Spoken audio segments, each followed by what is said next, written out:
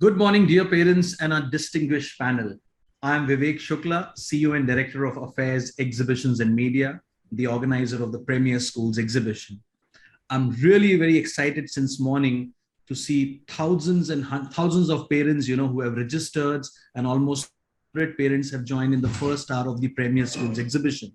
Now, this is the second virtual edition of Premier Schools exhibition in this pandemic time. Premier School Exhibition is one of the flagship event which brings the parents and the schools on one platform, and so that they can have a very fruitful engagement to understand which is the right school for their child. Today, this session is extremely important for every parent. So when I was looking for the right school for my child, even I was badly confused being in this fraternity for last so many years. Now, this is such an important element, and the education segment is so dynamic, it keeps evolving, so that there are many parameters which needs to be considered while you are selecting the right school for your child. And today, addressing the most important topic, today we are having this session on factors to consider while you are choosing the right school for your child. So I have a very distinguished panel, which our moderator, Ms. Pooja Kedia, is going to introduce. And I'm going to introduce my friend Pooja, who's going to steer this session forward. So Pooja is the founder of Schoolwiser, one of the most popular K-12 focused online media platform, trusted by tens of thousands of parents each year looking for the right school for their child. Pooja is an economist by qualification, a Six Sigma Black Belt changing agent by training, and an award-winning contributor in some of the world's largest media, telecom, and retail companies. But she considers her biggest qualification to be that of a parent who experienced the ordeal of school admissions. She established Schoolwiser with the objective of connecting the right parent to the right school, as she believes that choosing a school is distinctly individual process. Thank you, Pooja, for taking this task today of moderating this session, and a warm welcome to all the esteemed panelists for sparing your valuable time and adding great value to all the parents who are attending this session. Over to you, Pooja.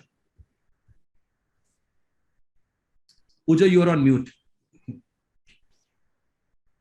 Thank you, and thank you for such a lovely, warm welcome. Right, good morning, everyone, and welcome to today's session. Choosing a school for one's child has never, ever been easy. And in a city like Gurgaon, where there are a plethora of schools to choose from, the choice actually is even harder. How does one get about this difficult decision of early parenting? To answer exactly that question, we have with us an esteemed panel who are going to run us through understanding what factors we should be looking at when we're choosing a school. And not just that, also try and understand what those factors actually mean. We are going to, at the end of an hour, hopefully be at a place where our parents will be wiser in terms of understanding factors and knowing how to go and start screening schools using these factors. I'd like to start today's discussion by introducing our speakers. The first person I'd like to start with is Mr. Amol Arora. Mr. Arora is the Managing Director at Shamrock Group of Schools. He is a visionary who has a futuristic approach and has strengthened his brand by promoting innovative learning techniques and children-friendly environment in preschools. Mr. Arora has been an active and regular speaker at many international and national conferences and has received many prestigious awards, such as the Special Jury Award at the category Collaborative Leadership in Early Education from the Deputy Chief Minister of Delhi and the Minister of Education, Human Resources, Mauritius. The Rashtriya Shiksha Ratan Award for the Entrepreneur of the Year and the Entrepreneur of the Year Award, and many, many more. In 2007, the Independent School Federation of India nominated Mr. Amol Arora as the chairman of the National Conference of Independent Schools. This is a network of 850 private schools in India, and I'm assuming very, very prestigious place to be in. He was felicitated as the Young Entrepreneur of Year 2006 by the Lieutenant Governor of Delhi. A very warm welcome to you, Amolji, and we are so glad you can be with us today. Thank you, Pooja. Thank you for that lovely introduction. Right, moving on to our next speaker today, we have amongst us Dr. Neethi Kaushik. Dr. Kaushik is a postgraduate in science with over 30 years of qualitative experience in teaching and administration across the entire gamut of school administration. curriculum planning, teacher training, and expertise in school project from its inception. She has been the founder principal of a lot of schools in Gurgaon. To name a few, there have been Amity International Sector 43 and 46, KR Mangalam World School, and Mount Olympus School. Dr. Kaushik is a proud recipient of a number of awards, including Dr. Radhakrishna National Award for the Best Teacher, State Award for Excellence in Computer Literacy by Union Minister of Communication and Information Technology, Best Principal in Haryana Zone for 3 years in recognition of the outstanding performance of schools in national Olympiads in science, computer sciences, and English. Dr. Kaushik has also been awarded Gurgaon Achievers Award, Beti Bachao Beti Padhao Award by Yale, amongst many others. Also under Dr. Kaushik mentorship, her school has entered the Guinness Book of World Record, which was given because of conducting a live science practical at IIT Delhi. Dr. Kaushik represented India in delivering a paper presentation on Happy School, Happy Children at the World Education Conference in Beijing. She is an avid reader, and she has penned down more than 50 school books in the field of science, life skills, English grammar, environmental sciences, preschool series, and CTET. Neethi ji, it's lovely to see you as a part of the panel today, and welcome. You're on mute. Thank you so very much, Pooja. It's such an amazing feeling to hear from you, to meet you, and such a lovely audience and such a lovely panelists, all of them here. Thank you so very much once from Mount Olympus School. Lovely. We now move on to our next speaker for the day, Mrs. Alpna Baveja. Mrs. Baveja is the principal at Manav Rachna International School, Sector 51, Gurugram. She is a passionate educator with almost 2 decades of experience in various schools across the country, including GEMS International, Euro International, Army Schools, and City Montessori School. A postgraduate in English with a bachelor's degree in English, she excels in academics and takes great interest in extracurricular activities. Her rich exposure to CBSE, Cambridge, as well as ICSE curricula has shaped her distinct and innovative approach as an academic leader. A recipient of the prestigious Times Achievers of Education Award and Education Excellent Most Innovative Principal Award, she has authored articles in various journals and newspapers. She is an excellent hands-on trainer and speaker and has extensively conducted seminars, workshops, and teacher training capsules in India and abroad. A passionate mentor, she finally believes that there is no greater responsibility and privilege than grooming the next generation. Welcome, Alpna ji. Thank you so much for joining us today. I love the last line for your introduction. It is indeed a great responsibility, and it's a pleasure to be able to be a part of this fraternity. Thank you so much, Pooja, for your generous words, and a very good morning to all the panelists and parents out there. We are also joined today by Prachi Mishra. Prachi is a senior research analyst at QSI Gauge and has been an active part of new product development, audit, execution, and other endeavors. She holds a BA Honours degree in political science from Lady Shri Ram College, Delhi, and a Master's in Women Studies from Tata Institute of Social Sciences, Mumbai. Prior to joining QSI Gauge, Prachi was with Azim Premji Foundation and University and worked on the Primary and Higher Education Research Initiative. She has over 7 years professional experience of working with organizations in social development and education domain in Maharashtra, UP, Delhi, and Karnataka. Welcome, Prachi. Hopefully you will give us a fresh perspective, and I look forward to a research perspective from you today in the discussion. Thank you so much, Pooja, for that very lovely introduction. And I'm really humbled by being in this panel, and I'm looking forward to learn a lot from our esteemed panelists and all of you, because obviously you have such rich experience of being in the industry and having led such great educational institutions and initiatives. So I'm really looking forward to this session. And a warm welcome and good morning to everyone in the audience also.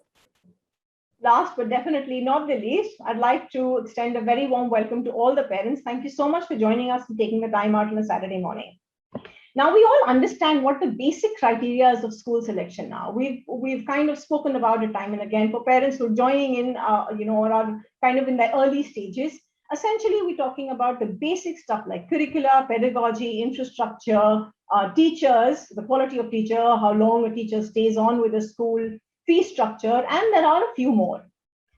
These are the ones that parents would typically look at when choosing a school. But for today's session, I'd like to deep dive into all of these important criteria to try and understand what they actually mean and how does a parent really go about and look at these criteria when looking at school selection for their child. Hopefully, by the end of the session, we will be at a stage where our parents will understand these criteria, and they'll be able to come up with questions which our panelists will be able to answer to help them understand these slightly better and probably frame questions when they go and talk to schools today and tomorrow. Right. To start off without any delay, Amolji, I'd like to start with you. Now, one of the things that comes to my mind is, as a managing director of a group of schools, I'm quite intrigued to start by asking you your understanding. Is the school ethos really a relevant factor to be considered when you are looking at school selection for your child? And how much influence does school leadership really have on the day-to-day working in small decisions that are made in the school that impact the child that studies there? Thank you, Pooja. But before I answer the question, I want to start this with what I heard from you 2 years back at the Premier Schools Expo, that parents ko karna kya hai pehle. So there's so many factors, right? First is the negotiable and non-negotiable factors that you told me, that you spoke at a conference. I think that was something which has stayed with me, right? So parents first need to understand, what are you going to say that this is negotiable, thoda upar se chalega, and this will not compromise on. So it's things like safety, health. I think these are things where, especially in Gurgaon, after that, what happened, I think it's really big on the psyche of parents. So safety and health is supreme. That's why kids are not coming down during COVID times as well.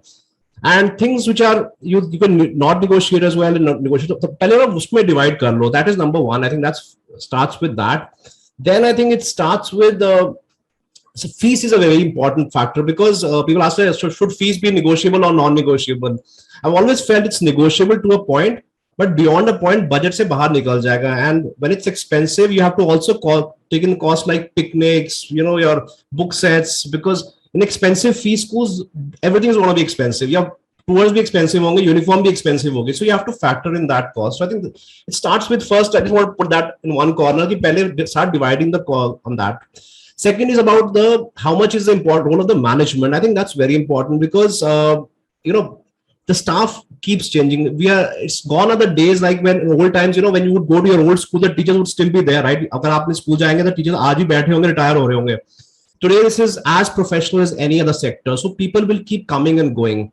But the vision with which a school has started, that remains constant. And I think, so people will keep coming and going, principals, teachers. I think that's why I really feel that it's very important to understand the reasons for why a school was created, what is the ethos behind it, and not just the brochure language, all around development, personality development, sab ek dusre se copy kar rahe yaar. That's not just go a bit deeper than that. Try and understand, what is the school trying to achieve, and is this what you want for your child as well? So I think that is where because the management and the team is always going to be consistent, and they're going to drive the philosophy. For example, we have 650 schools now.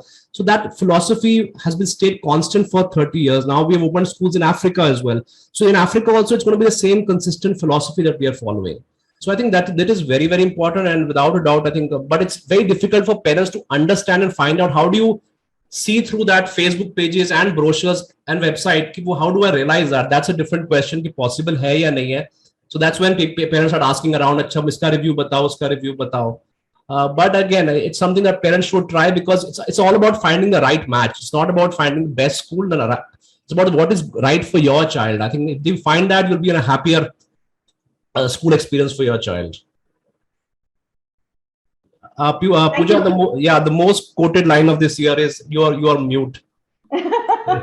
Yes, I realized that before somebody could figure that out.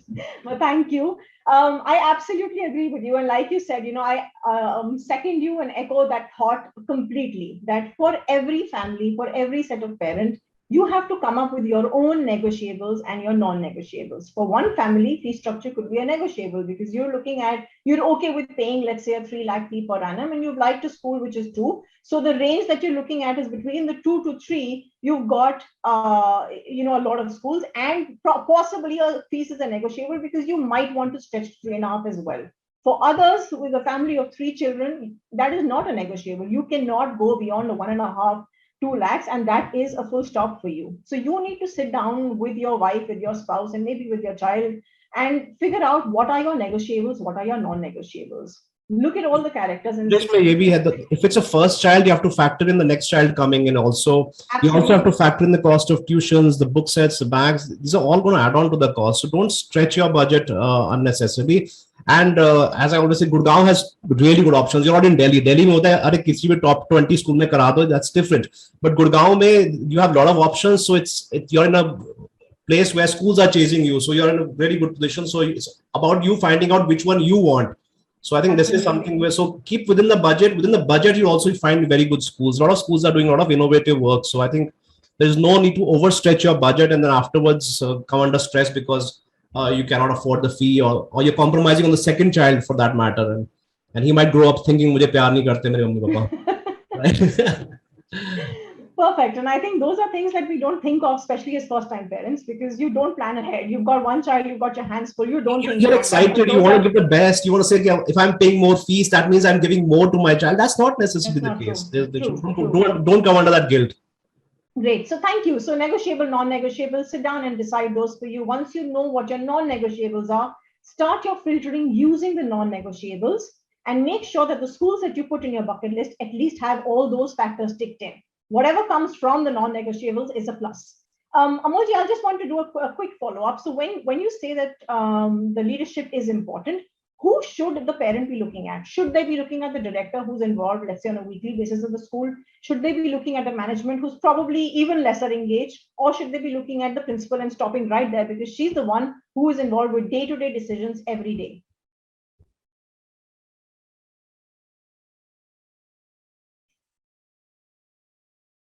I'm going to use the most famous quote that's been quoted again and again this year. Sorry, I think it's about the team that's working. I mean, who's the hands-on person in the team? What's the team who's working behind? I mean, sometimes, yes, as you said, there are certain managements where they're not involved. They've left it to a principal, a director principal kind of a person. Then, of course, that's your best bet. But also keep in mind that if that principal leaves tomorrow, who's going to choose a new principal? It's going to be the same management.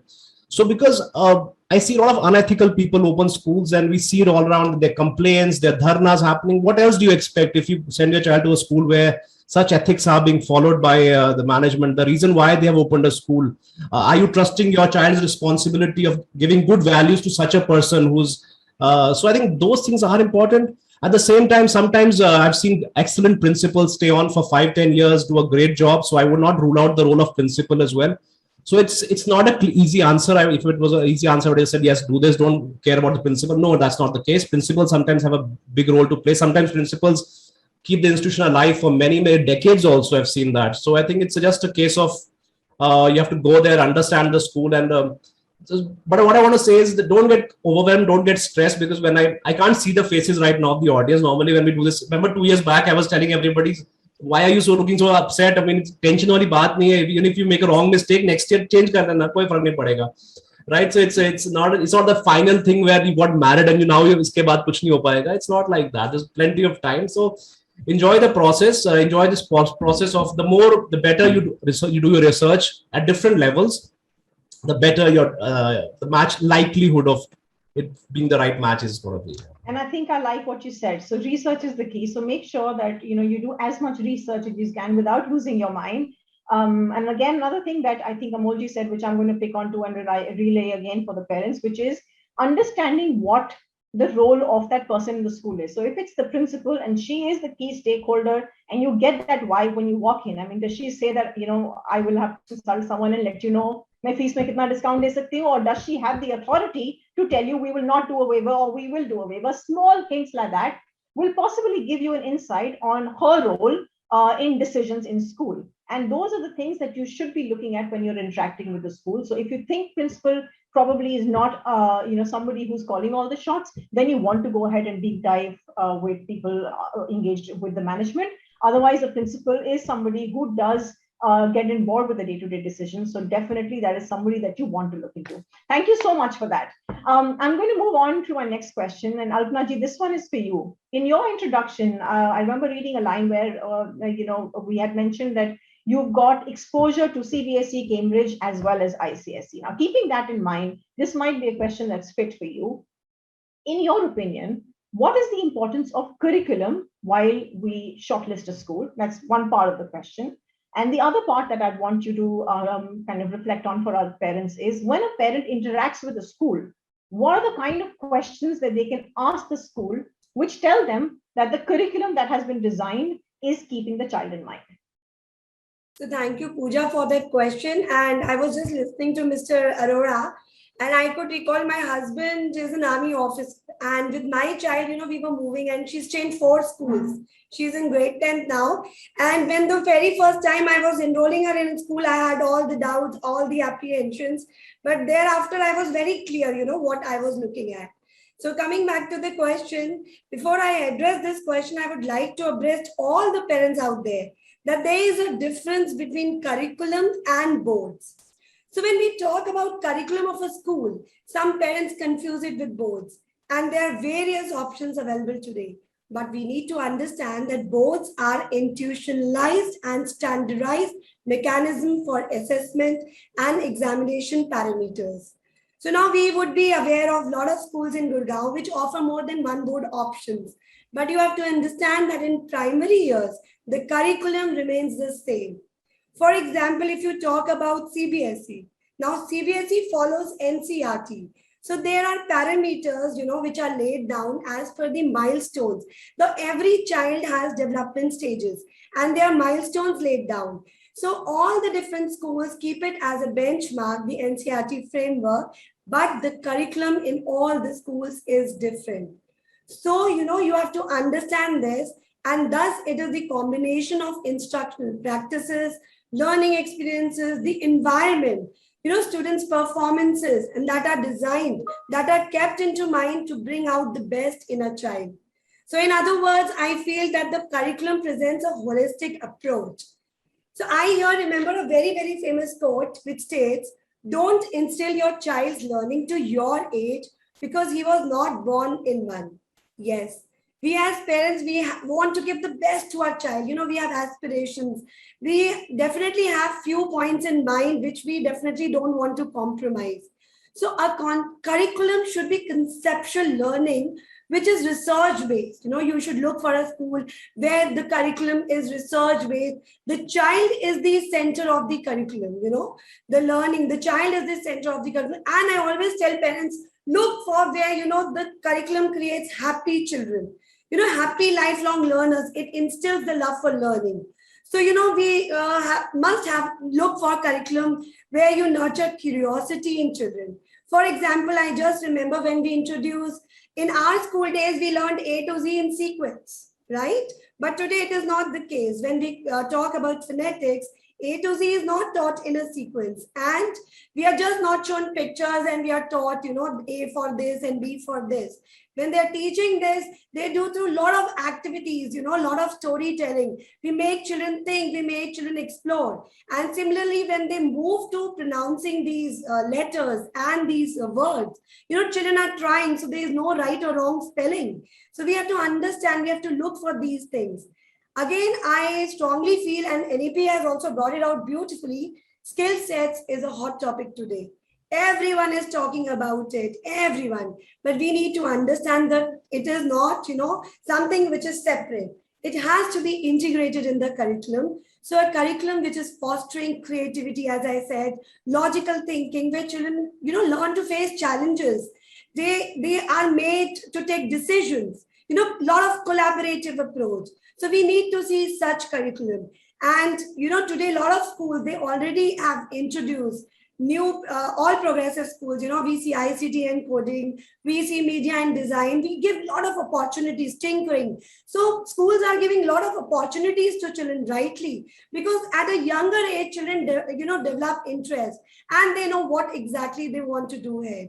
So as a child, I always feel that we need to create happy and engaged learners. So please look for a curriculum where child is the center of the classroom and children are engaged. Whenever I go to the classrooms, I am just not looking for a silent class, not at all. I love a class where there is movement. Kinesthetic learners are looked into. I love a class where children are engaged into activities.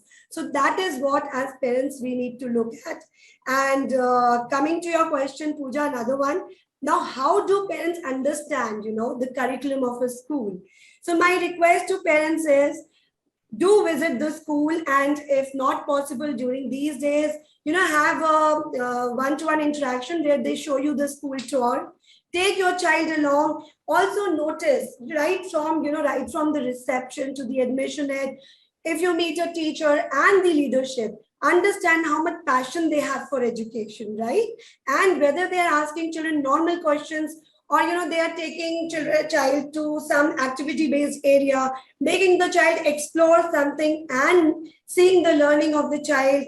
Also, you have to understand that everyone, you have to understand a conducive environment is very, very important for the learning of the child. So you have to look for that conducive environment.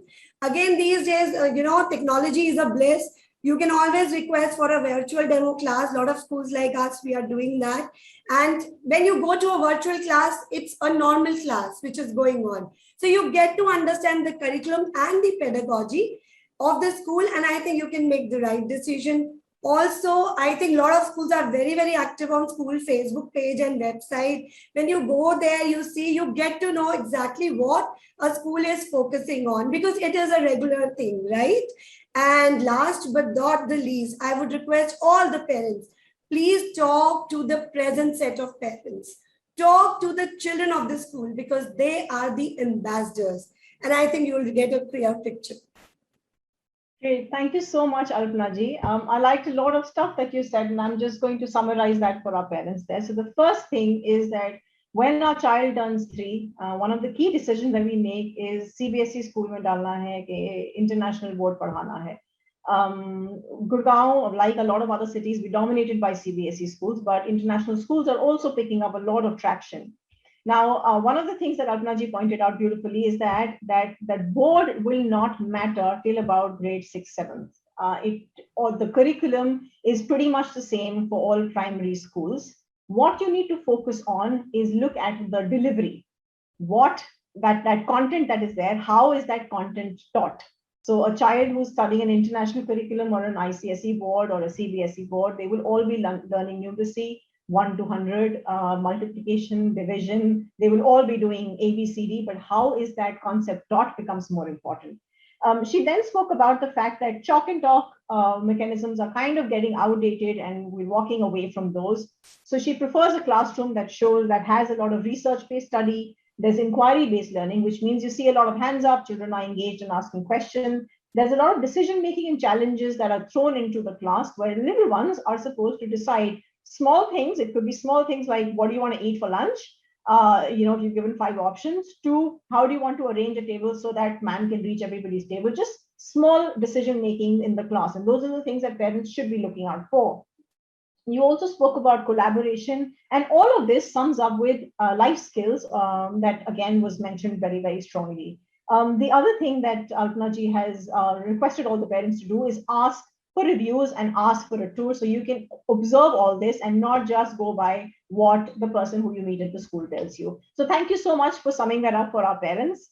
Neethi ji, I'd like to come to you with my next question now. One of the things that is being discussed in a big way right now is physical schools reopening. And we know that that's already underway, that it's on the cards, it's bound to happen. Keeping that in mind, I wanted to understand from you, a lot of parents are now wondering if, obviously it's opening from 6th onwards, it will come down to the little ones as well very soon. Should providing a safe environment when reopening physical schools now become a key criteria when parents are going out there and looking for a school? Okay, thank you so very much, Pooja. First and foremost, thank you, Vivek Shukla. If you are there, I don't know. I can't see. I can only see a logo there. And yes, I am transported back to 2 years when everything was physically happening. And as Mount Olympus School, we've been participating in all the exhibitions each year. And this time it is very different. As Amolji said, yes, of course, we had plethora of parents, we had a lot of people around us, and that makes a whole lot of difference because interaction then is very different to what it is here on online or on the screen. So to the question, and yes, Pooja, there is no difference in you. You look the same as you were 2 years ago. Okay, so I think this particular question and this particular aspect and how to choose the school has been there since first year of inception of the exhibition until date. Again, it continues, but the answers have changed over the years. Now, coming to the question that you asked me, Pooja, specifically regarding the safety and security of the schools, right? If you ask me, I think this question is not as relevant as it should be because safety and security of the school is one aspect which has always been a prime most important position for everybody and for every school, right? We have to understand that the schools have to be safe campuses for the children, be it pre-COVID or be it post-COVID. Of course, the magnanimity has increased a lot, but yes, there was always an aspect which was taken care of then too. So, in I think every school's almanac, it is very clearly written if a child is down with viral fever or stomach infection or any other infection, the child should stay at home and not come to school. And otherwise, also with working parents, what I have experienced in these past many years, when the parents were even still sending the children to school with slight fever, the schools were isolating them, putting them in the sick bay, calling the parent to come and collect the child and take the child back home. So this was being implemented even then. Right. And the only thing is that yes, it will be now, it will be a little more conscious in approach because we have to see to it that the children are all fit and fine. Not only children, even with the teachers, even with the class 4 employees, even with the helping staff, right from the transport, the people who are in the school buses. So every small bit of it has to be taken care of now, which was earlier also there in existence. But Neethi, if I could just quickly interrupt. So I understand it was there earlier as well, but because of, unfortunately, the past 2 years that we've seen, the magnitude of the issue has increased. My question is more, to try and understand parents when they contact us, they ask us that is it all right if we ask the school what their safety parameters are specifically related to COVID? So will the child be eating in school? Will the child take the mask off when they're sitting? How do you do group activities? Will they be in kind of mingling with each other? How strictly are the rules followed? So is that something that should now become a criteria that every parent should go and proactively ask is what I'm trying to understand. Okay, see, the government has already given the guidelines. Very clear-cut guidelines have come to all the schools and all of us are following it and we have to be following it, right? So most importantly, the entire school will not be in the campus at any given day till the time it all subsides. So for the next 4 months or 5 months, and now since the Haryana government has said, okay, you can start calling children from grade 4 onwards. So we have also sent a circular to the parents seeking their advice as to, how many days they would like to send their ward to the school. But any given day, the strength of the school will be either 1/3 or half, depending on the strengths. Second important thing, if in a class, there were 30 students sitting in a class, we have to have segregated approach in which 15 are sitting. So small little things like this, the guidelines have clearly come from the government and each school is bound to follow them. So it cannot be X school following and Y does not follow. It has to be parallelly being followed by everybody. So, even if the questions are there, I think most of the schools would have sent the guidelines to the parents. If not, they would be sending them to the parents shortly once they start opening the schools. Great. Thank you so much. And I think that beautifully sums up what I was trying to ask. So for all the parents who are listening in, it is not a guideline that a school follows. It is a guideline that's given by the government, and all schools will hopefully be at the same level when it comes to safety regulations related to COVID for reopening schools for physical classes. Thank you, Neethi ji. Prachi, thank you so much for patiently waiting and listening to all of us. My next question is for you. In your research, have you come across any concrete data that recommends or that suggests very clearly that a school, that if a child attends a particular kind of school or particular category of school, they are bound to do better than a child who attends another kind of school? So thank you, I'm Pooja. only looking for data. Okay. Thank you, Pooja, for that question. So when it comes to data, first and foremost, we see these big figures, all the big reports, World Economic Forum, World Bank, OECD, UNICEF, which has, big data and large data sets. The problem comes when we try to, comprehend what that actually means. So there are a lot of studies on student satisfaction, student happiness. The direct correlation between what kind of school a person has attended and comparing or assessing their success metric or how well they are doing in life or in general is first and foremost very difficult to quantify, because again, definition of success itself is very subjective. Someone engaging in community work and making that their livelihood will definitely not be making as much as someone who is in a high-end corporate entity and making really good money. But the satisfaction level can be really debatable when it comes to that point.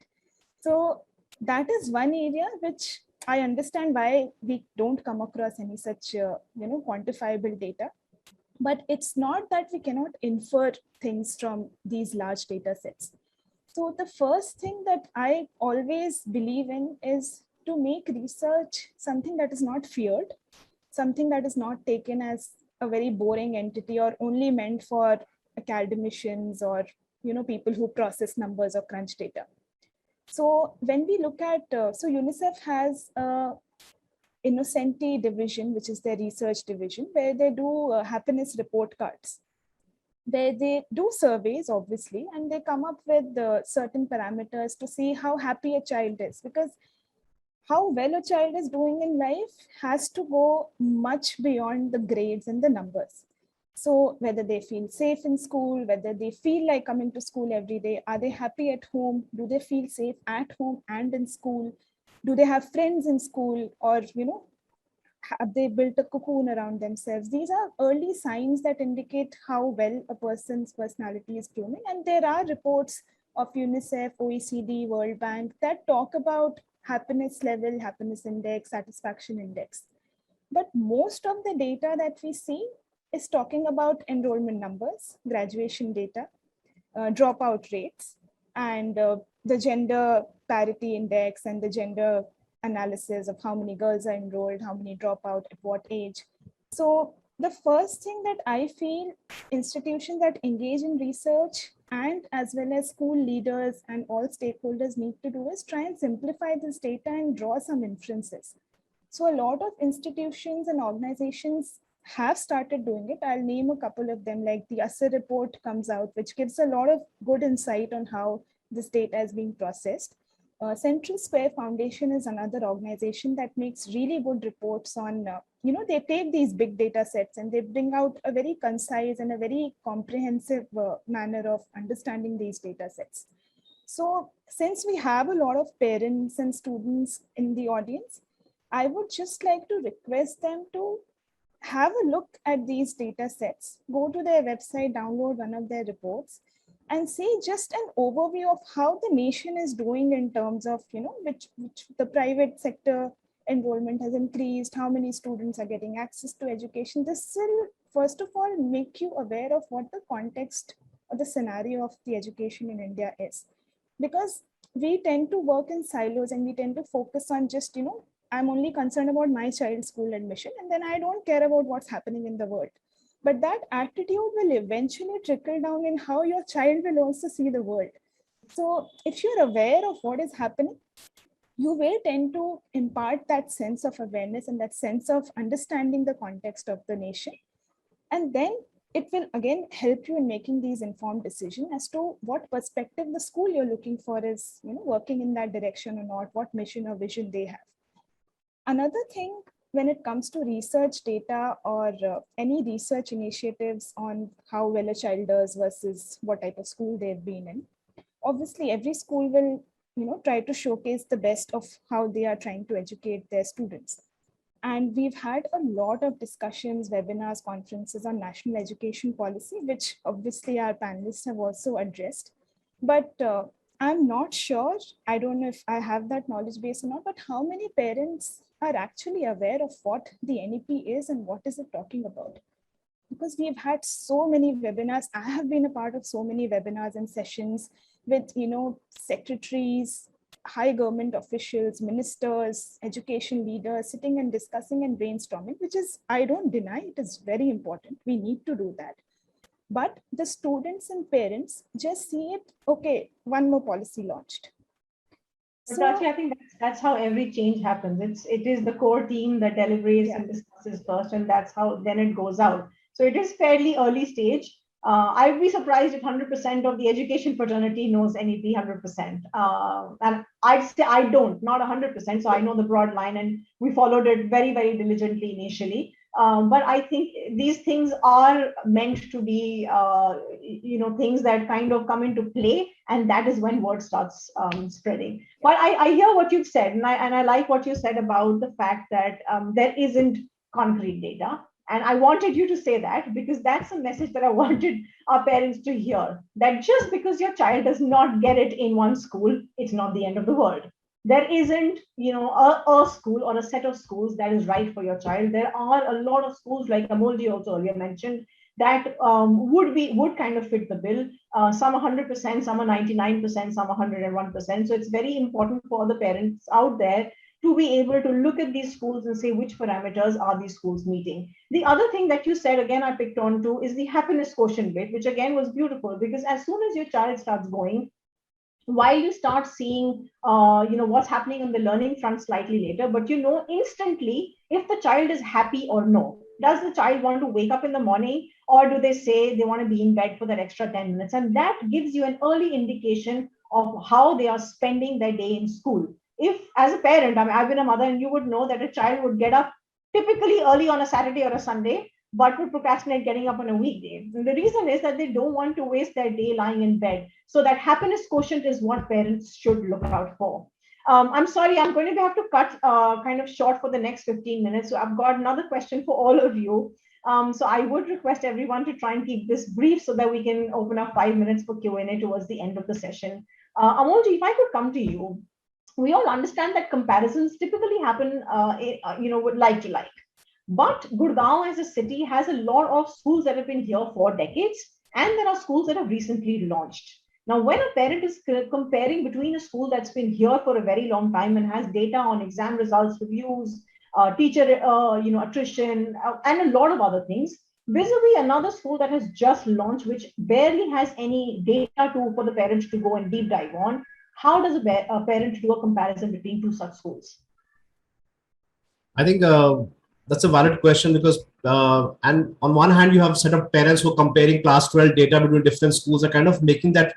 So all the life they've been saying, I want my, so Pooja is saying, bacha khush hona chahiye, and at the end of the day, you're an Indian parent who says, okay, who's got 94.6% 12th and who's got 93.2, so wo wala better hoga. I mean, what are you taking off? I mean, and you also have to consider many of these so-called popular schools, they have most of their toppers come in class 11th, attracted to the brand, which is very popular in some of the schools in Delhi who have built a brand just on class 12 results. So don't go by class 12 results as well. So I think it comes back to my same point. I mean, and what you've been saying, what Alpana ma'am says, go to the school, see the vibe of the school, see the kind of environment. Why is a school created? I mean, for example, I want to take 2 minutes to say why I started Shemford. I was really frustrated as a parent in Delhi NCR, getting up at 6:30, standing for my school bus for my child, the smog that children breathe. When I come home at 7:30, my only discussion is, homework kya mila hai, market se kuch leke aana hai. And half the time when my child comes home from school, I'm calling up, khana kha liya, tuitions, all that. So I thought if I don't change this school sector, then nobody else. 30 years back, we changed the preschool sector by opening the first colorful school, preschool by Shamrock. And now I thought, let me do something about it as a parent. So that's why I started Shemford Gurgaon, where I looked at what problems I faced. So I was fortunate that I could solve it by not saying, okay, I have to make a compromise. I'll say I'll design a school the way I would want as a parent for my child. That's what I did. So I think it's about, every school similarly has been created on their own ethos of why they've been. Some of them are just, acha plot pada hai, bana do. There are 70% of schools in Gurgaon are like that. So you'll not find, when you go through they might have a great principal, but their website, their Facebook, it's all different. You can see there's no consistency in what they're trying to say. They're trying to say everything. On the other hand, where schools have a very clear focus of why they exist, what are they trying to achieve, and if that's what you want for your child, then go for it. If marks are what you want, and then be honest about it and say, "Okay, मुझे बच्चे को IIT में कराना है, so maybe I want to go for the school which focuses on." There are schools which focus just on IIT entrance, and why are you trying to be everything and focus on what you want for your child? Because right now your child can't express what they want. And the good thing is Gurgaon is that everyone, as Alpna have also talked about, is that schools are innovating, are creating. Every school is trying to stretch better, because a good thing about school education is, as Alpna said, the word CBSE is Central Board for Secondary Examination. Their role is not curriculum at all. Curriculum is very flexible. Every school is trying to innovate, and you need to find deep dive and understand the curriculum of each school. What is their philosophy? And we've talked about this. Go and take a sample class of theirs, or a virtual class. This is a good thing which would not happen 2 years back. No one's going to allow you to enter a live class, because the minute you enter a live class and Prachi's here, you disturb the data, right? If you enter a live class, suddenly everyone's putting up a role now. But here you can enter as a switch off your camera, watch it, everything. So now schools, so parents have an advantage right now with this. And I think this is something brilliant, which was never ever possible. So go and see the live classes. And Pooja, you said parents are not going. Everybody's going right now. Restaurants are full. Try booking a hotel on a 5-star hotel for the weekend. You'll not get it. Okay, so parents are coming, children are coming, everyone's so with 17 odd cases in the whole state of Haryana, मतलब किस चीज का wait कर रहे हैं? COVID is not going to go away so soon. So we need to get our children back into school. And even if they spend 3 months, we don't know about third wave hoga nahi hoga, but those 3 months are going to be amazing for our children. They're going to undo a lot of damage which has happened over the last 18 months. So I think we need to be mature that quickly come into school. If there's a flare up, lockdown again, then start again when we go down to less than 100. For the whole state of Haryana, 17 cases, kya wait kar rahe? I don't even know what we are waiting for. So I think it's just a case of, I think parents need to get out there, make a decision, go for it, shortlist 5 or 6. But the board, I would disagree with Alpna ma'am. I would say the board makes a huge difference. Alpna ma'am, I have studied in 12 different schools. My parents were professors, they were researchers. So I have been in ICSE, CBSE, co-ed school, boarding school, special, government school in India, and I've studied abroad, the British curriculum. The only kind of school I've not gone to is a girls' school. So apart from that, I've studied everything. Thank God for that. I would like to add here, Amol, I never said that boards are not important. I said a lot of schools have different choices, but till grade 5, it is the curriculum which is important. Right. Because see, I myself have studied in ICSE, ISC, right? And I have been working in CBSE and Cambridge, as I told you, and ICSE schools. So what I meant is curriculum is priority number 1 till the primary classes. Okay, yes. Great. I'm glad we all agree here. So really quickly, Amolji, what you said, sorry. I've seen this on the groups. People are comparing an ICSE school to the CBSE school, which one is better? I mean, yes. I mean, that should be a non-negotiable criteria. That should be a shortlisting criteria. One has to be clear what one is looking for the child in future. It's going to make a huge difference eventually. The board, I think, distance and budget. 3 Bs. Yeah, these are, you should really come down to 5, 6. Don't visit 20 schools. Pagal ho jaoge. Visit 5, 6. Then go there and then make a decision, and galat bhi ho jaye, don't worry, next year fir aa jana Premier Schools Expo mein. Perfect. Thank you, Amolji. So what I hear you say is that we are essentially, you've gone back to your negotiable, non-negotiable. You don't believe that comparison between new school and old school, or a newly launched school and a school that's been there, cannot be made. What parents need to do is deep dive to try and see how promising the launched school looks, who are the people behind the school, and what's the ethos of the school, rather than just blindly comparing the results. Thank you so much. Neethi ji, I'm going to quickly move on to you with my next question. A lot of parents, especially in a city like Gurgaon, are kind of spoiled for choices. But one of the things that I have seen is that Gurgaon as a city has schools which have fees ranging from about 8 to 10 times different. There are a lot of parents who kind of already have a set criteria of, ye 5 school achhe hain, for whatever reason. It could be the brand, it could be friends, it could be anything. Now, when a parent has already got that list, but the fee seems to be a bit of a stretch, help us understand. A lot of parents do make that stretch and they say, it doesn't matter, it's for our child, we'll make that stretch. What is your advice to all these parents who are stretching beyond their budget to get their child in the desired school? All right. That's interesting. And I'll take it up forward from what Mr. Amol said. He was talking about hotels. I'll start my example with the hotel only. Now, in case we are taking an outstation trip, so what are the things, what are the parameters on which we base our stay, right? So first and foremost, we look at the budget that, okay, this is the amount I'm going to spend while I'm going to be staying there. Second important thing might be nearness to the airport or the station that, okay, I'm going to be somewhere closer to my place. Third, it could be, I would just look into the rooms of the place, the cleanliness, the food, etc., etc., etc., inside picture. The fourth would be my aim, why I'm visiting that place. Do I need to stay somewhere closer to the beach, or I need a great nightlife, or, near to the shopping area? Again, it all depends on what my priorities are. Last but not the least, I will look at the reviews of the people, right? I'll not start from the review and move forward. The same way, I'll always say for all the parents, take it up in the same manner. First and foremost, budget. When you understand this is what it is possible for you, take it up as what is advisable in terms of my pocket allowing you. Second would be the features. When we were talking about nearness to the place, then we can talk about curriculum. We talk about the distance. I am a strong advocator of a person saying choose a school close to home, and I always have been repeatedly saying over and over and over again, and I'll continue saying the same. Don't waste your child's time in commuting. It is harrowing experience for a child to spend time. Third important would be the size of the school.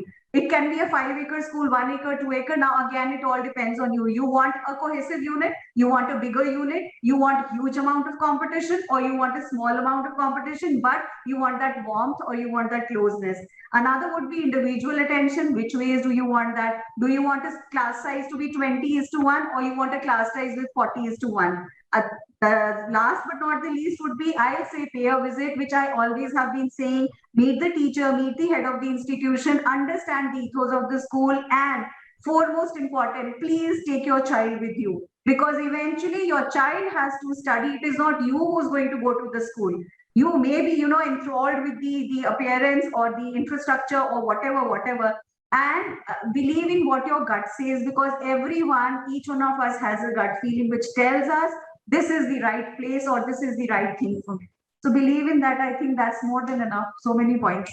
Thank you so much. I think you've summed it up beautifully, given our parents a lot of factors that they need to kind of consider. But one of the key things that came out based on the question that I asked you is that fee structure is just another parameter. Don't let that govern or rule out, what the decision that you make. If you think everything else is falling into place and you can make that stretch, go ahead. However, if you think that is quite a stretch and it's not a stretch that you can sustain for the next 5, 10, 15 years till your child is in school, hold back, look for another school that fits 80% of the criteria that you were looking for in the school that you have liked. Great. Thank you so much for that, Neethi ji. Alka ji, very quickly, and I would urge you to try and keep this brief. We've seen a big change. So teachers have started using a lot of technology and tools in teaching. Children have become very self-sufficient and comfortable with technology. Schools are also encouraging a lot of use of technology to support teaching. Now, given this change in the learning environment, do you think understanding how technology, what is the kind of technology that a school supports and how much technology a school uses should become a parameter that parents should now actively ask questions on? This is a wonderful question, Pooja. And if we see, if technology was not there today, we all would have not been on this platform, right? And today, if we see, because of technology, I mean, even in schools, teachers are doing an amazing job. They have so many aids, to work upon. And, we are also having peer learning amongst teachers, because not only are they able to share their lesson plans and everything, but also their classrooms. If you see today, we are a lot of children who miss the schools, they are being able to see the recordings. So this all was not possible, if technology was not there. And I just think if had this pandemic, hit us maybe 15, 20 years back, when we were only having landline phones during our time, I think for months and months, there would have been no education and it would have been a setback. Now, having said that, the technology is very important today and we all have to be progressive. We have to understand the right use of technology. What is more important is how do we use this? So use of technology is definitely a boom, but how we use is very, very important. So I have heard of various schools, who start tab right from very early age, from kindergarten. But, the parents realized later than when the child came to 5th and 6th, the child had no skills for writing. And if the child has to appear for board, definitely that skill is very, very important. Right. So we all have to see that how this school is balancing, what is the right balance between the use of technology and the regular things. If you see children these days, in our time, I think we never used to come inside the houses. We were always in the field, in the tracks, playing with our friends. Our parents used to be after us. But today, children don't want to move out. A lot of parents I meet, they say children are all the time on their mobiles. So we definitely, as schools, we need to take a nuanced view of this. Today, we have to see that what children, how much we are providing them as parents, as schools, we have to definitely look into that. And again, an example just came to my mind. A lot of schools today, everyone is doing online. So we are asking students to type their answers and submit to Teams, to Zoom app. But a lot of schools are still maintaining notebooks, and they are telling children to click the pictures and send them, upload it. Because, now here when the schools comes in. So, technology is there, but we have to see that we don't, just go after technology and miss children developing these skills. So an outcome-based education is going to equip the future workforce with higher adaptability to new challenges. And I think a lot of progressive schools are balancing this. So my request to parents, please understand that it is very good that the school has a lot of new applications, a lot of technology, but please see how they're utilizing it.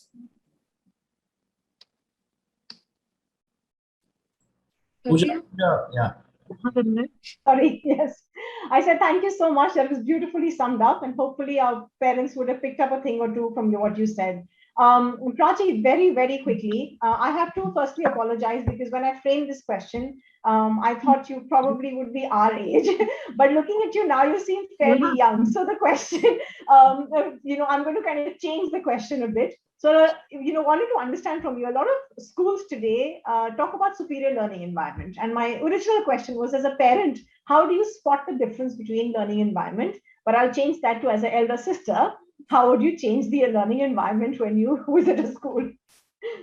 So to keep it very brief, I'll first and foremost say that when we were designing the school ratings process for QSI Gauge, we spoke to a lot of education leaders. We studied the NEP and we decided that, it is not possible for a parent to go with a checklist and be able to observe everything in one visit because there is so much to observe. So there's facilities, there's infrastructure, there's, behavior of the staff, the teachers, the leaders on the school campus. So when it comes to teaching and learning, couple of observations when you can do, whether you're in an online class or you are visiting a campus in person, is to observe the teaching mechanism of the teachers. So how the teacher is teaching, is it a one-way interaction or are the students engaging with the teacher? What kind of questions are being asked? What kind of activities are being given to students? So are students working in groups or are they working individually? What kind of interactions they have with each other? How the students interacting with the support staff of the school, because that also talks about the culture of the school.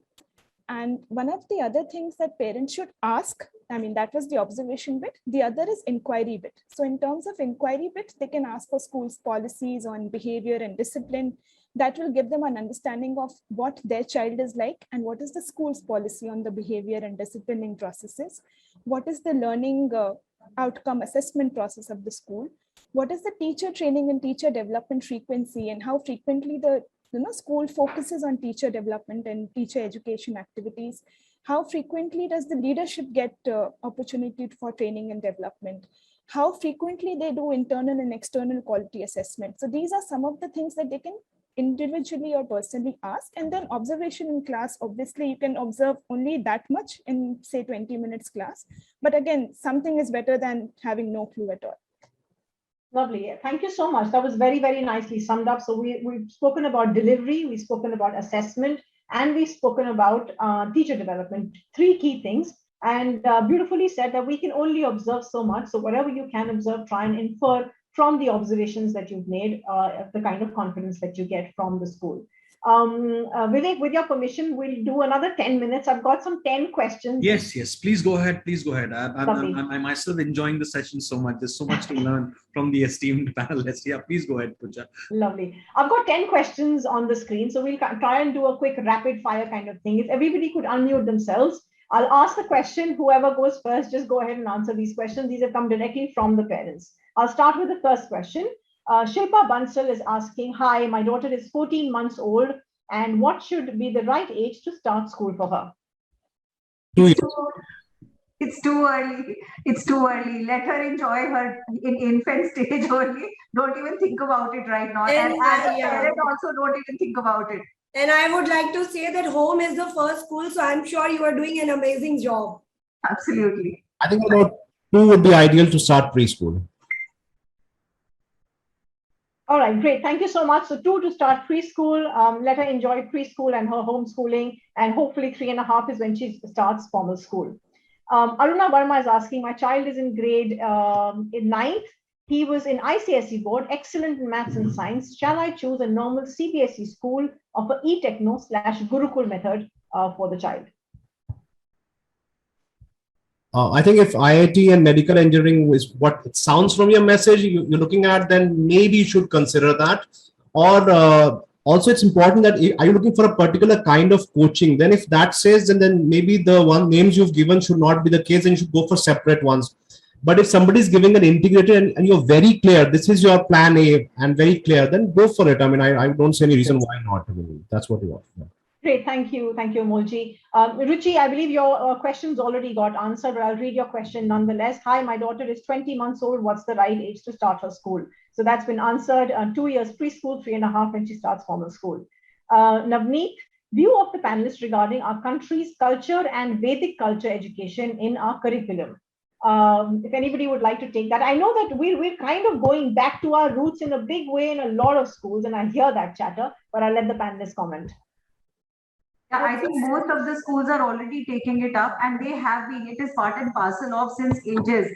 And yes, of course, it has come as a new policy where NEP has also advocated largely upon it. But apart from that, I think most of the schools to us, we have havans very regularly. We have chantings. We start our day from Gayatri Mantra. Every child is participating. Life skill classes are already there since CBSE introduced them way back. So it's already part and parcel of anybody and everybody's school. And I would also like to add here, as Neethi ma'am said, that we are a diversified nation. So we are actually celebrating each and every festival also in the school. So children are learning from each other. So definitely we all are following this. Yeah, one more point to add is I hope parents also understand the dynamism and the difference between, being cultural or being religious. So please have that very clear in your mind that, these are not the same things. Yeah, I was going to add to what Prachi said. I mean, for us, for example, what Neethi ma'am shared about her school. So for us, it's about the values. So we've actually mapped the whole curriculum to 10 different universal values, sanskars. So we have a sanskars program, and chapters are mapped accordingly. Lessons are taught for the whole month. We focus on one sanskar, the principle, the notice board, the activities. So we keep religion out of our school, but you can hold your hand like this or this. It doesn't matter. And we've been very neutral. We are secular because we are in India, we're in Africa, we're in Bangladesh, we're in Nepal. So we've kept ourselves very secular. So every school has that. So how much of culture and religion are you looking at? Are you looking at religion as a part of your child's training? Then, of course, you will choose school accordingly.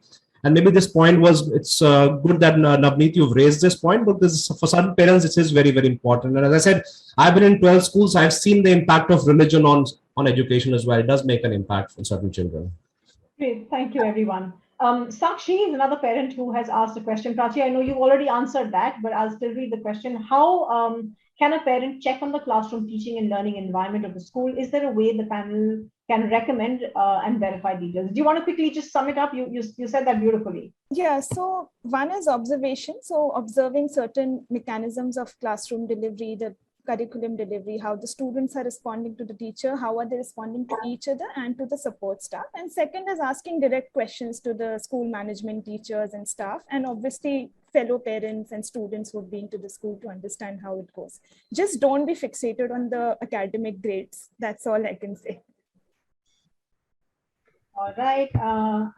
I'm going to read out the question. You don't have to answer that. There's a parent who's asking which school Prachi went to. I'm just going to skip that. Well, let's have a laugh about it. Okay. There's Shilpa Bansal who's asking, hi, thanks for taking up my query. Many preschools have tied up with schools. So shall preschools, oops, sorry, 1 second. Question is run. Okay, I know what she means. She means that preschools and schools have tie-ups, right? So if Right. So shall preschoolers' decision be based on tie-ups or not? So should you choose a preschool based on which school they have a tie-up with or not, right? So yeah. Okay, Pooja, there are a few questions. Question number 8, question number 9. You can take that as well. Yeah. Yeah, we're jumping around just to make it interesting for everybody. Everybody's guessing up mera number kab aayega. So I think I'll have to answer that. Since I run Shamrock preschools and Shamford as well. I think if you are very clear that this is the school that I want, there are schools in Gurgaon who are excellent, who have their own preschools or who have tie-ups. And if you are very clear in your mind and you've made that decision right now, then why not do it? You might save some money as well in the process, which they might get a waiver. So yes, there is an option for that. Secondly, there are formal schools with preschools right now integrated in one building or one institution. You can go for that as well. It depends, but don't let that thing that because they have a tie-up, so it'll have an edge. But मैं बाकी भी देख रहा हूँ, then go for the preschool that is near your house where you get love and affection. As you said, apart from 5-6 schools in Gurgaon, you can get admission anytime, so it's not a big deal. Don't make that because it's your foundation years. And coming from the house of Shamrock, it's very, very important. And Prachi, there's been a research on EPI study, which is 20-year study, which my professor had done on the impact of preschool education on children, which showed, again, as you said, things like less jail time, less dropout, those kind of factors rather than success word, Penita. But yes, so choose a preschool wisely unless you're very fixated on the K-12 school and say, yahi jana hai, fir jab aankhein band kar li, to jao, fir to then why bother them? Great. I'll hop to another question. This is from Rian. Admission at preschool level, how important is it to consider the board? Again, something that we've already discussed, but if somebody would like to briefly answer that. Preschool level, all the schools are more or less very similar in approach. So not to even consider or think about it on a larger platform. Great. I've got one last question here. It's because my preschool is ICSE board or CBSE board, that's rubbish. NCRT starts from grade 1 anyways. So primary May, everyone's doing their own thing. So chill with that fact. All right. The next question is, will the blended model be the way forward, or do you think institutions running will be returning to only face-to-face models? I think, Pooja, I would like to take this because I wanted to address this and forgot somehow. So if you see in country like ours, we have a lot of problems. Sometimes, unwanted, we call off the schools. Sometimes due to pollution, sometimes due to, political reasons. So I think this blended model is definitely going to go the way ahead. Even now, like Neethi ma'am said, a lot of parents have given the consent, but a lot of them have not given. So we are already running a hybrid model. And I think there are a lot of benefits out there. When you want to reach out to children, you want to give them remedial, you want to have doubt clearing sessions. So it is so accessible today, right? So I think this would be the way forward, definitely. All right. I'm just going to take 2 last questions that have popped up on my screen. Shilpa Bansal would ask, the first question is asking again, should we be looking at unfortunate instances that happen in schools also when we are shortlisting a school for our child that have happened in the past? Can I take that one, Pooja? Yeah, sure. Because I have family members I've known who've been in such a situation. So I'd like to say one thing. See, we cannot judge a school based on something that has happened, but please look at how the school handled that situation and how they made sure that that does not get repeated again. So instead of judging the school, please go by how the situation was dealt with. See, if three kids come to your house, something can go wrong, right? So similarly for a school also, when they have 1,000 odd kids, things can go wrong. So one, you have to look at, as Prachi said, how did they handle it? Is there a repeated incident of that, or do you think they've taken care of it and they're okay with it? They understand, they empathize with the parents and moved on. So then you should be okay. Don't ignore that. But if it's happening recurrently, you're hearing about it, that they're not caring and they have a kind of us versus you kind of approach, then of course, then you should take a second look at that school again. Not again. Great. Thank you so much. Last question for the day. Udit Jain is asking, my son is 3.2 years old. I wanted to enroll him in the extension school, should we go for pre-nursery or nursery? I'm not sure what extension school session really means, but I'm guessing it's next. NEXT is actually there's a typo. Oh, okay. Next session. I was wondering what it is. I thought that's a short for extension. So 3.2 years old now wants to know if they should enroll for the next session. So there are two kind of age groups for Gurgaon, 3.5 and 3 as well. So it's about if it's 3 plus, then you can go right now. If 3.5, then you can go next year. It's based on which school are you looking at right now, and how important do you think you want to send your child. Look at the COVID situation, and then accordingly decide. I think both options are open for you based on which school you're considering. Right. I think most of the schools are following the 3 plus. There are a handful that do a 3.5 plus. So the choice kind of opens up. If you're looking at a 3 plus, your child is ready now. If you want to wait, and I think the key thing is to look at your child. If you think your child is school ready, absolutely go ahead and send them now. You'll be doing them a favor by letting them use their energies in the right way. But if you think your child is not ready, it's absolutely all right to wait a little longer. Great. Thank you so much, parents. We won't be taking any more questions, but thank you so much for being such a lovely audience. And thank you, speakers, for all the inputs that you've given our parents. This has been an absolutely lovely and engaging session.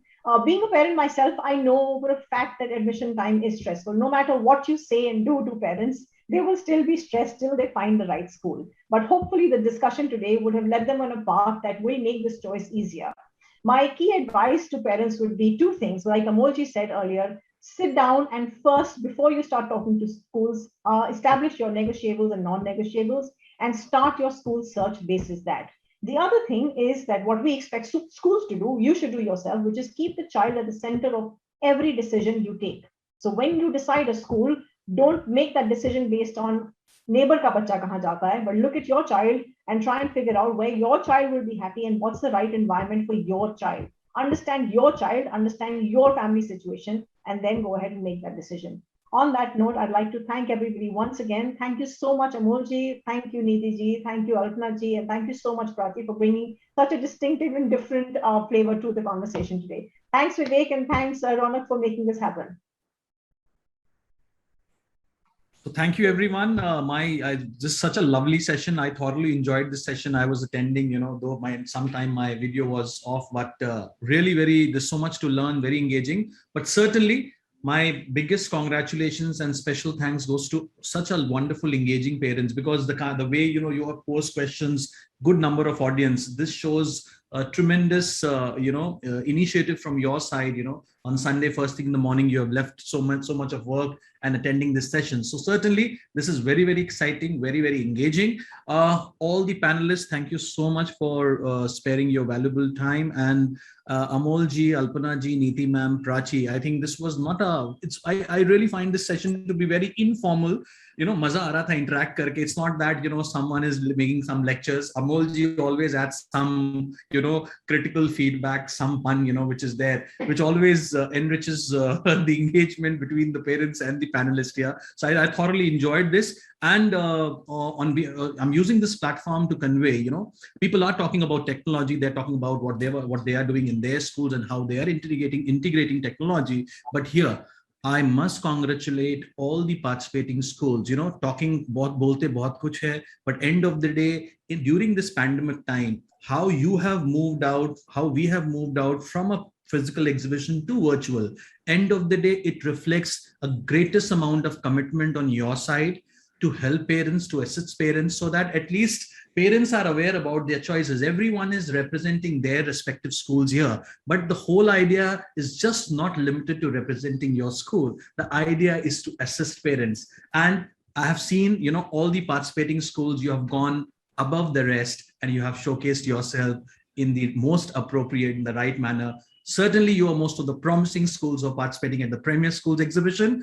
Last but not the least, my friend Pooja, thank you so much for steering this session. And it's always great to have you as a moderator and bringing, in front the right insights from the panelists. Thank you so much. Always a pleasure. Thank you.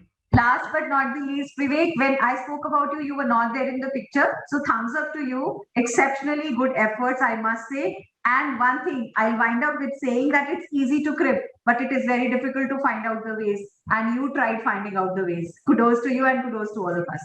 Thank you. Thank you very much. Thank you, all of you. Have a lovely day ahead. Thank you so much. All right. Bye-bye, everyone. Thank you. Bye-bye.